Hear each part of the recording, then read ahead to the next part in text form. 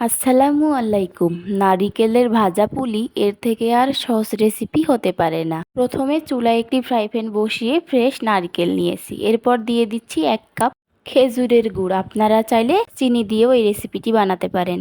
এরপর দিয়ে দিব 1/4 কাপ গুঁড়া দুধ।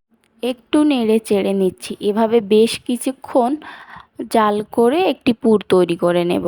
পুর তৈরি হয়ে গেছে, এবার একটি সাইডে রেখে দিয়ে 1 কাপ চালের গুঁড়ি, 1/2 কাপ ময়দা দিয়ে দিচ্ছি। এগুলো ভালোভাবে মিশিয়ে নিচ্ছি। মেশানো হয়ে গেলে চুলায় একটি ফ্রাই প্যান বসিয়ে 1.5 কাপ পানি দিয়ে দিয়েছি। স্বাদ মতো লবণ দিয়েছি। পানিটা ফুটে আসলে আটাগুলো দিয়ে দিচ্ছি। এবার ভালোভাবে নেড়ে একটি ডো তৈরি করে নিয়েছি। চুলা থেকে নামিয়ে হালকা ঠান্ডা করে একটি সফট ডো তৈরি করে নিয়েছি। এবার একটি বড় সাইজের রুটি বেলে নিচ্ছি। রুটি বেলে নেওয়া হয়ে গেলে একটি কৌটার ঢাকনা দিয়ে কেটে নিচ্ছি। আপনারা যে কোনো কৌটার ঢাকনা দিয়ে এভাবে বানাতে পারেন।